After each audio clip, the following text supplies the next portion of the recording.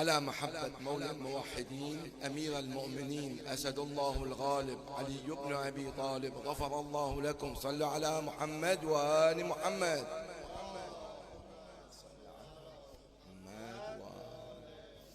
على محبة فاطمة الزهراء غفر الله لكم الثانية بأعلى أصواتكم.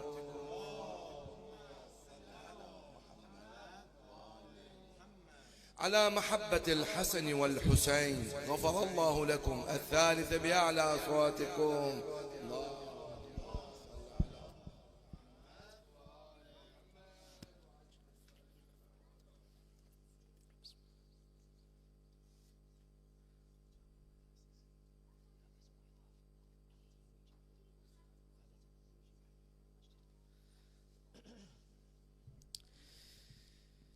بسم الله الرحمن الرحيم. رب اشرح لي صدري ويسر لي أمري واحلل عقدة من لساني يفقه قولي. صلى الله عليك يا رسول الله، صلى الله عليك وعلى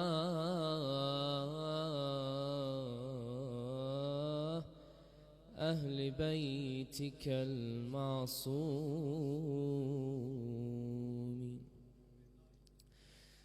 صلى الله عليك يا أبا عبد الله، صلى الله عليك يا أبا عبد الله، صلى الله عليك يا أبا عبد الله، يا رحمة الله الواسعة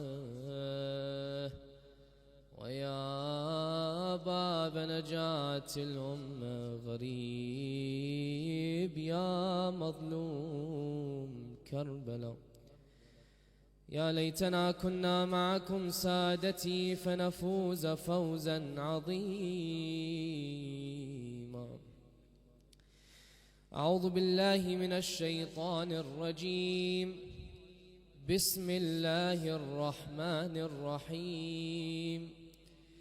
يا أيها الذين آمنوا قوا أنفسكم وأهليكم نارا وقودها الناس والحجارة صدق الله العلي العظيم. Enlighten your hearts and gatherings with a loud salawat ala Muhammad wa ali Muhammad.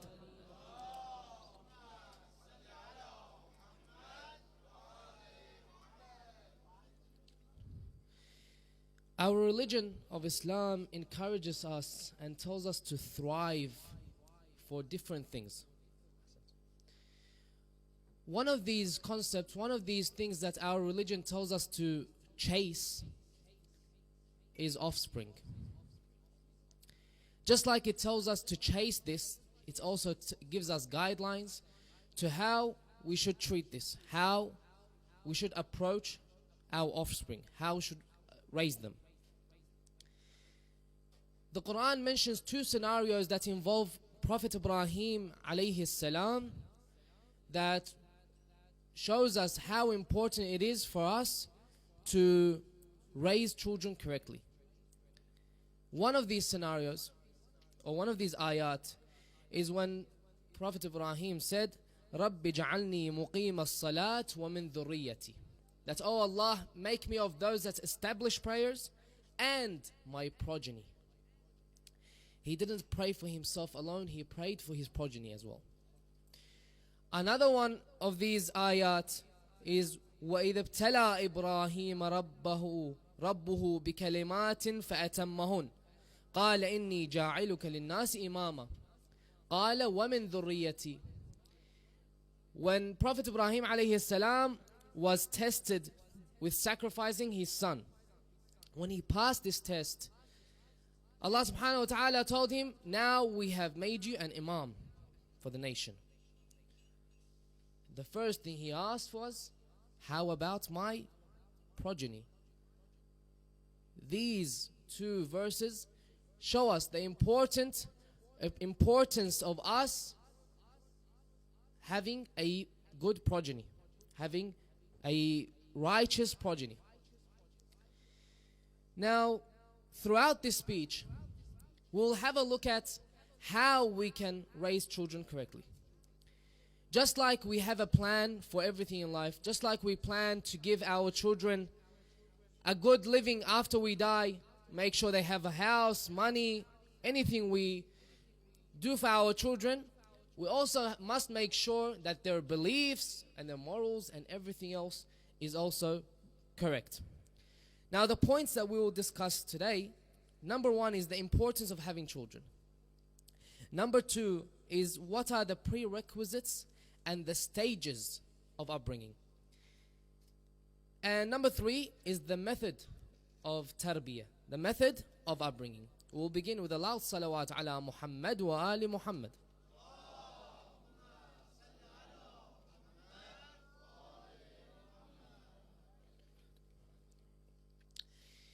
Now you find from time to time there's always articles and people that come out and speak about why you shouldn't have children. People speak about this a lot.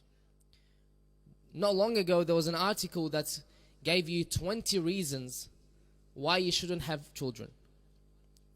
Now, if you were to waste your time like I did and read this article, then you find some of these reasons that they mention are some of the most naive reasons ever.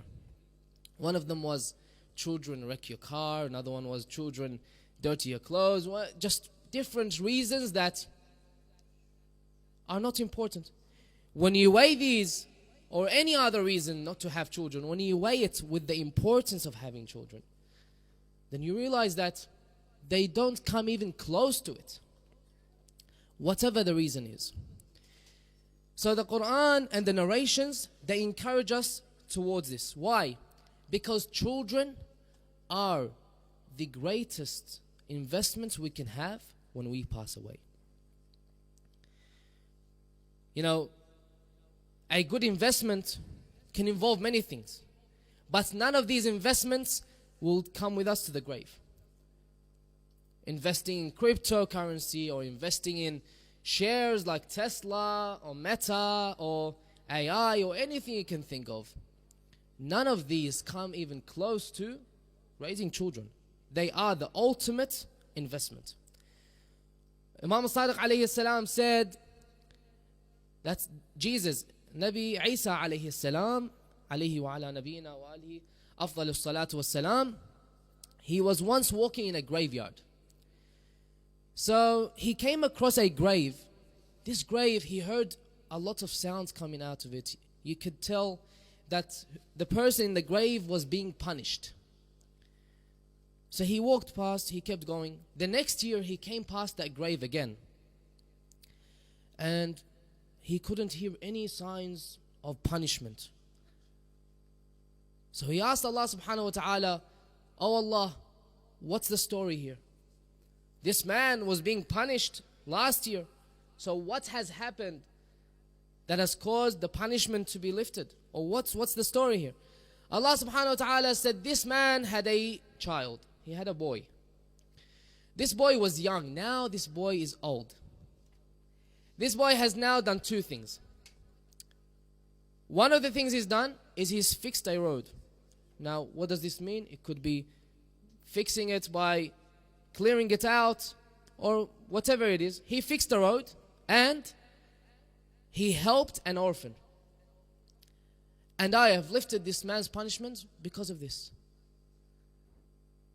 When we go to the grave, we ourselves cannot do anything anymore to either lift punishment from ourselves or to raise our status in heaven. We can't do anything anymore. The only people that can do stuff for us are people that we've left behind. And who is going to think of us most? It's our children, our offspring. Imam Sadiq alayhi salam says in a very beautiful narration, he says,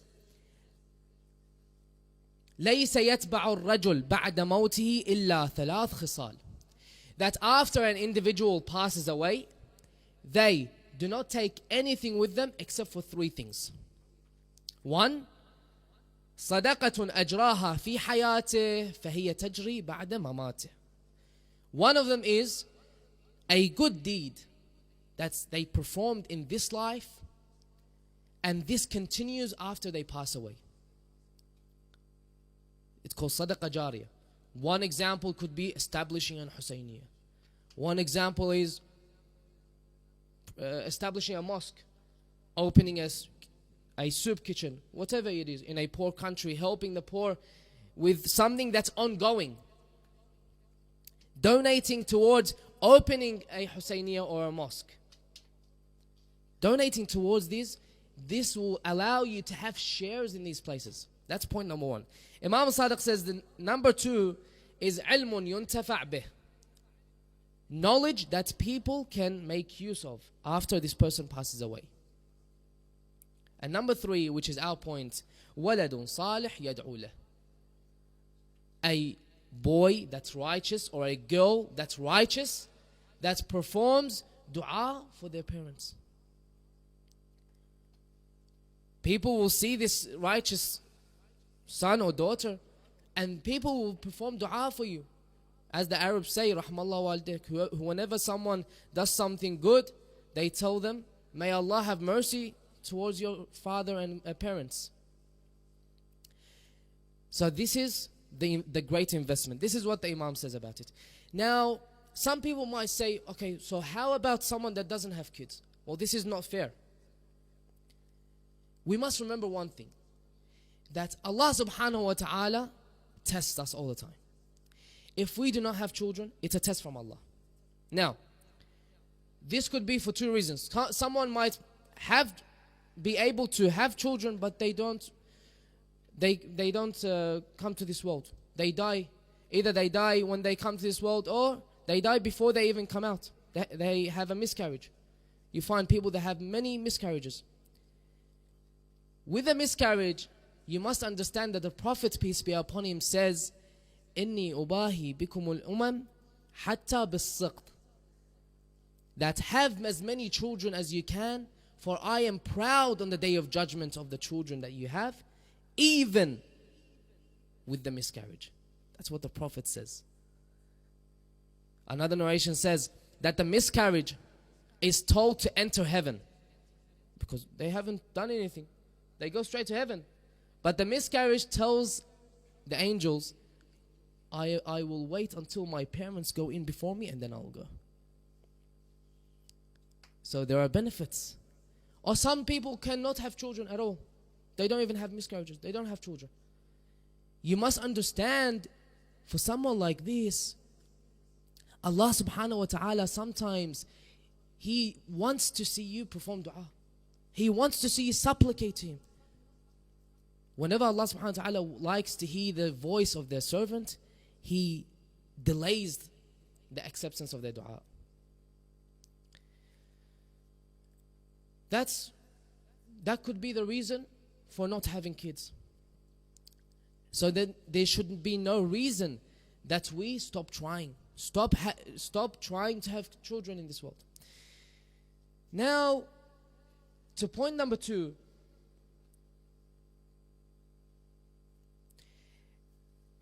There's a saying that says, if you raise your children well, then you can spoil your grandchildren and you can spend time with them and enjoy your time with them. But if you do not raise your children well, then you're going to have to raise your grandchildren. Why? Because if you train and you raise your children well, then they will raise their children. But if your children are not raised well, then you have to focus on your grandchildren's beliefs and morals, and you have to spend the whole lifetime with them as well, if we get a chance to spend time with them, if we do not die before that. Now, just like any business plan, before the business plan starts and during the business plan, we have to have the stages and we have to have a plan at all times. When it comes to children, there are prerequisites. One of the prerequisites is finding the right wife, or for the woman, finding the right husband. I must plan to have children before I even look for a wife. How? I must make sure that the person that I am getting married to is capable of raising a family. This is for two reasons. One reason is because traits and characteristics, they're inheritable. They go from father to son, from mother to son, father to daughter. You give your traits to your children, whether you like it or not. That's one reason. Another reason is that children learn from us. If we do not have the right morals, if we do not have the right beliefs, then whether we like it or not, children will learn this. That is why when I go to get married, I have to make sure I choose the right spouse that is capable of raising children. Now these are the prerequisites. The second prerequisite is monitoring myself. As a mu'min, as a believer, am I performing all my obligations or not? How am I morally? How do I speak to people? Am I truthful? What are my characteristics? I have to make sure I've got the right characteristics before I decide to bring someone into this world and decide to teach them the right ways. This is extremely important. These are the two characteristics, the two prerequisites, that we must look for. Now, the narrations, they break up the upbringing into three different stages. They give us stages.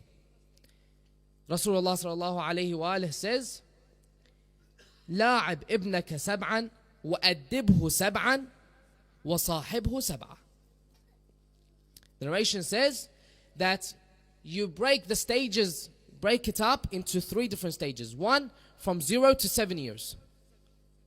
The Prophet says, let them play and play with them. That's for the first 7 years.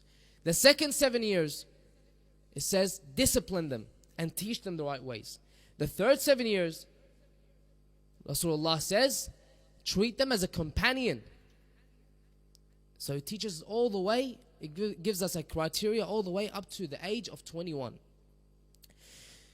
For this time between 0 to 7, this is a time that I should let them play. What does this do to them? Allowing them to communicate with others, spend time with other children.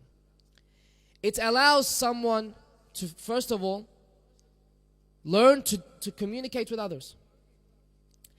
Allowing them to spend time, you find that children fight. And then they become friends again. And then they fight and become friends again. This teaches them that other people have limits. And that those limits are my red line. This is what they learn during this stage. They learn, you find that when a child does not grow up around other children, you find that they struggle when they go to school. They do not know other people's limits. They don't know other people's red lines. So you find that they struggle. They learn to control their emotions when they deal with other people. Now, what if the child during this period makes mistakes? During this period, you still must teach them. You must still show them your red lines. You must still show them the guidelines and teach them the morals. However, this stage involves leniency. Stage number 2, between 7 and 14 years old. The narration says, discipline them. Disciplining and tarbiyah does not come after the child performs a mistake. That's not when it starts. I must discipline them and teach them the right ways before they make a mistake. This is how it should happen. During this time, I fill in the gaps of what they didn't learn during the first 7 years. This is when I teach them about their religious obligations. The narrations say that from 7 years the child must start asking their parents about their religious obligations. from 7 years old. What do I have to do as a Muslim, as a Shi'i? The third stage is when you consider them a companion, an advisor. This is when you start depending on them with some tasks. You give them responsibilities. You give them ownership of some responsibilities.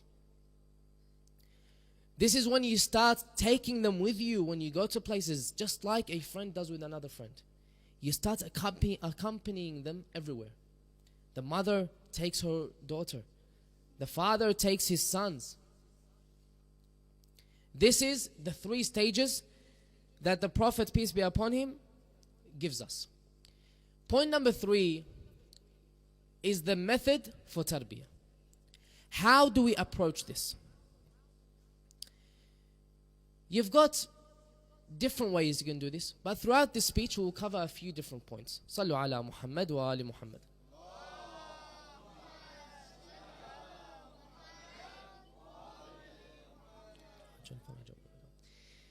Now, the first approach, the first method is through love. I must teach my children through love. How? Why? If the child does not see love, then they will not connect.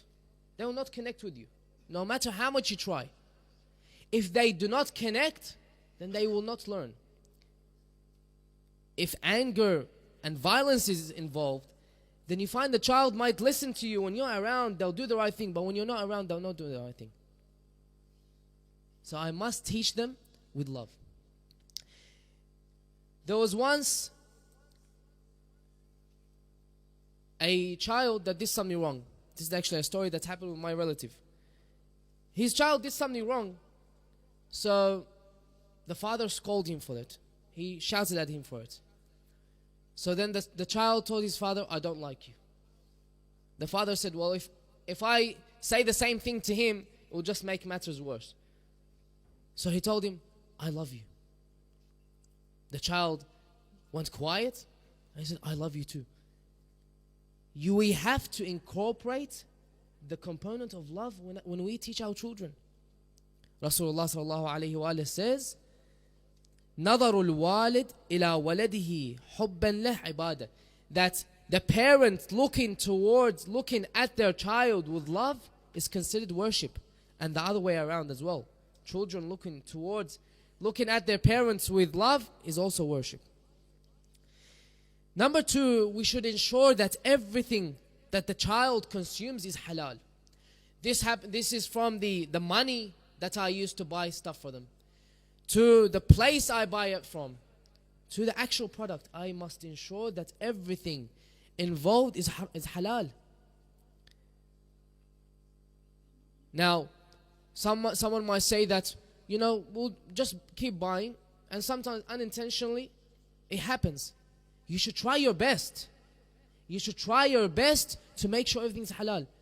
Even if it's unintentional, what will happen is just like if you have orange juice. If this orange juice is poisonous, then it will impact you if you drink it. So we must make sure, to the best of our ability, that whatever they're consuming is halal. There was once a boy that lived in a city with his parents. This boy would go to the compartments. Back in those days, they had compartments where they had water for the city. He used to go to these compartments and he used to poke them and make the water fall out. So the people of the city went to the father. They said, this is what your son's doing. The father was very sorry. He told them, I'm not sure why. He went to the wife. He told her that this is what's happening. She said, I know why. Because when I was pregnant with this child, I was in the market and I saw a pomegranate. I wanted this pomegranate. I didn't have money to buy it. So what I did is I poked a hole in it and had some of the juice. And me poking that pomegranate is what's causing this now. Anything the child consumes will have an impact on their physical acts and their moral acts. Now, to point number 3, the relationship between the husband and the wife. In order for the child to remain respectful for the mother and the father, then the husband and the wife must have a good relationship. The child looks at the parents as if they are the best creation in the world. His parents or her parents are the ones that sustain them. The parents are the ones that give them life. The parents are everything to the child. That's why you find the child says, my father is so strong he can lift a mountain. Sometimes children say this. My mother is so loving, most loving person ever. But then when they hear the mother telling the father, you don't love me, or they hear the father telling the mother, you don't love me, or the mother telling the father, that's why you're so weak, then the child begins to lose respect to their parents. We must ensure the relationship is healthy and do not fight in front of the children. Point number 4, we must actively listen. There are different types of listening. We must actively listen to the children. How? We must make eye contact with them. We must nod and show them that we're listening. Repeat what they said. Interact with them. If I don't actively listen to my child and I don't respect them when they talk, then soon they will go and speak to others. They won't have comfort in speaking to me anymore. Reminds me of a story. There was once a man that came back from work. His son began asking him some questions. Father, this man was on his phone. Father, how tall is the Eiffel Tower? This man's on his phone. Son, I'm not sure. Okay, Father, how big is Mount Everest? Good question. I don't know. Father, how long or how old is the Harbor Bridge? Good question. I'm not sure either. Then the mother told the son, leave your father, let him rest. The father said, no, leave him. He's asking very good questions. What's the point of the questions? What's the point of the child interacting with me if I'm not answering their questions and listening to them actively, sitting on my phone? I must listen to the child, no matter how small the question is, how simple the question is. I must ensure I answer the questions. If I can't answer the questions, then I must lead them to someone that can answer their questions. That's what I have to do. This is the end of the method of tarbiyah, method of upbringing. Now you find these days, even children are coming to us and telling us that our parents are not teaching us our religious obligations. They're not teaching us what we have to do. I'm 7 years old, I'm 8 years old, maybe even younger. I want to do the right actions, I want to do the right thing, but my parents don't teach me. Listen to this narration from the Prophet and you'll understand how dangerous this is for the parents. The Prophet, peace be upon him, says, وَيْلٌ لِأَطْفَالِ آخِرِ الزَّمَانِ مِنْ آبَائِهِمْ. That woe unto the children of the later days from their parents. The companions asked the Prophet, مِنْ آبَائِهِمُ الْمُشْرِكِينَ, from the parents that are not believers? Rasulullah said, no, rather from the parents that are believers. مِنْ آبَائِهِمُ الْمُؤْمِنِينَ. They said, why? Why, Ya Rasulullah? Rasulullah said, لا يعلمونهم شيئا من الفرائض. That they do not teach them any of their obligations. وَإِذَا تَعَلَّمُوا أَوْلَادَهُمْ مَنَعُوهُم. And if their children were to go and learn, then they stop them. They told them, no, you don't need to do this. And this happens. The child wants to fast. He comes to his parents, I'm fasting tomorrow. No, son, no, daughter, you're too young still. You're still 5 years old. Why don't you encourage them? Push them towards this. The daughter comes to their parents, I want to wear the scarf. She's 5 years old or younger than 9. No, you're too young. Or sometimes even worse, they're 9 years old. The daughter is 9 years old. And they tell her, no, it's fine. You can wait until later. How is this fine? Rasulullah sallallahu alayhi wa says, فَأَنَا مِنْهُمْ بَرِيء. That I disassociate myself from these people. They call themselves Muslims and Shia. Rasulullah says, I disassociate myself from these people. I must teach my children the right ways. I must teach them their religious obligations. These are the lessons that the prophets and the imams give us. One of the great lessons that we learn in Karbala, from Karbala, is the lessons of upbringing. You see some of the best examples of upbringing in Karbala. One of the examples is Qasim alayhi salam, the son of Imam Hassan. Another example is Ali al-Akbar alayhi salam, the son of Imam Hussein. Another example is the sons of Amir al-Mu'mineen, Al-Abbas alayhi salam and his brothers. Such great examples of upbringing. Another example of this are two children that are not mentioned much. These two children are the sons of Muslim ibn Aqil. Muslim ibn Aqil had many children in Karbala. Some of these children, they fighted alongside Imam Hussein alayhi salam and they passed away. Other children that Muslim ibn Aqil had, when the tents were burnt and the enemies attacked, they were trampled under the horses. And another two children, when the enemies burned the tents, the children and the family of Imam Hussein alayhi salam, they began dispersing, they began running. Sayyidah Zainab alayhi salam, she tried to control what was happening. She tried to gather everyone. But some of the children, they ran into the desert. Some of them made it, some of them didn't. Of these people that ran into the desert were the sons of Muslim, Muhammad and Ibrahim.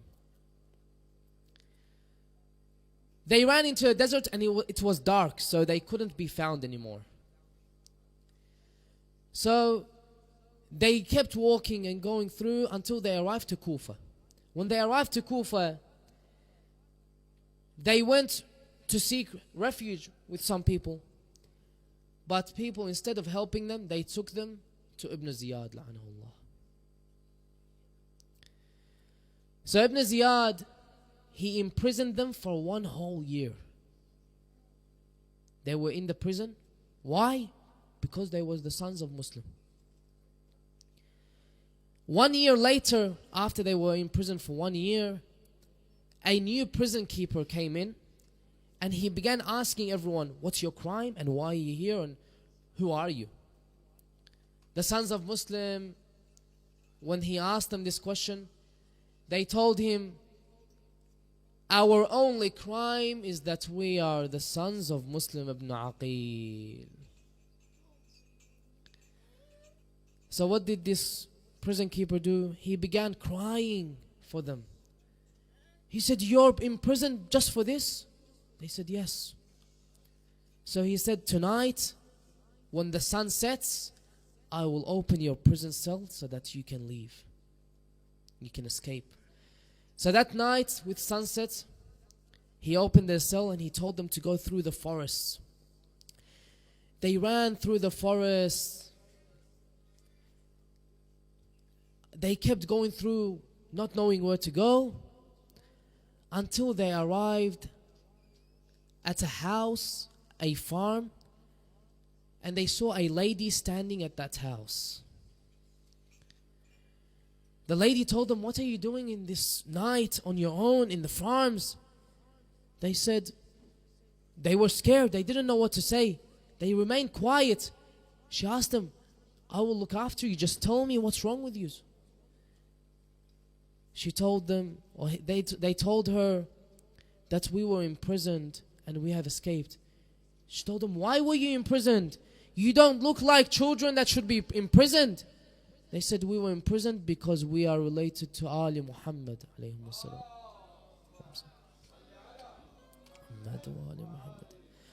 We are the sons of Muslim ibn Aqil. We have no crime. We were imprisoned for no crime. So the lady took them in, she fed them, she washed them, she gave them clothes. And they went to sleep. The lady of that husband came home that night and he was angry and frustrated and tired. She told him, what's wrong? Why are you tired? Why are you angry? He said, I've been looking for these two children the whole day, and now I'm tired and my horse is tired and I have not found them. She did not tell him anything. He ate and he went to sleep. All of a sudden, the sons of Muslim woke up. Muhammad, the older son, woke up. He began crying. He woke up his younger brother Ibrahim. He told him, Ibrahim, I just had a dream. I saw Rasulullah and I saw Amir al-Mu'mineen and Fatima al-Zahra and Imam Hassan and Imam Hussein. And I saw my father Muslim. And Rasulullah was crying in the dream. So they woke up and they began crying and they hugged each other. They were scared. They did not know what to do. All of a sudden, that man named Harith, he came into the room, he lit a candle and he saw the two children. They thought they were safe. They thought that they were in a safe house. He asked them, who are you? They said, we are the sons of Muslim. We seek refuge in this house. He said, you're the sons of Muslim and I have been looking for you this whole day. And he began slapping them viciously. And then he tied the children up and he placed them in the corner of the house. In the morning, he woke up, he took the children, he took his slave and his son. He went to the bank of the river of Euphrates. He gave the sword to his son, and his wife was begging him that these are the children of Rasulullah, these are the children of Muslim Aqil. They are asking us for help. He said, no, I want to get the reward from Ibn Ziyad. He has promised 2,000 dinars for whoever captures them. So he took out the sword and he gave it to his slave. He said, kill them. His slaves threw the sword and he ran away. He captured his slave and he killed him. Then he gave his sword to his son. He said, kill them. His son refused. He said, I will not kill them. They have not done any crime. So he killed his son as well. A man that kills his son, what chance do the sons of Muslim Aqil have anymore? So he says, when he came close to them, they began requesting him to pray once more to their Lord. They asked him for a few moments. He did not grant them those moments. All of a sudden he took out his sword and they got scared. He was going to kill Muhammad. And Ibrahim jumped in front of Muhammad in order to protect him. Muhammad said, if you are going to kill anyone, then kill me first. Why, Ya Muhammad? Why do you want to be killed first? He said, because I promised my mother and my father that I will protect my brother Ibrahim. So if you were to kill any one of us, then you must kill me first. this merciless man, he lifted his sword and he struck Muhammad on his neck. He beheaded him. The head of Muhammad fell in the lap of Ibrahim. Ibrahim began crying, he began weeping, he began cleaning the blood from his brother's face. While he was in that situation,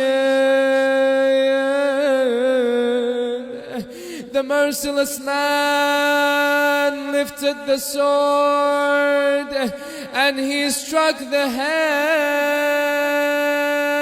of Ibrahim. Ibrahim was also beheaded. Rahim Allah, may Allah have mercy on the one that calls Wa Muslimah, Wa Muslimah 3 times.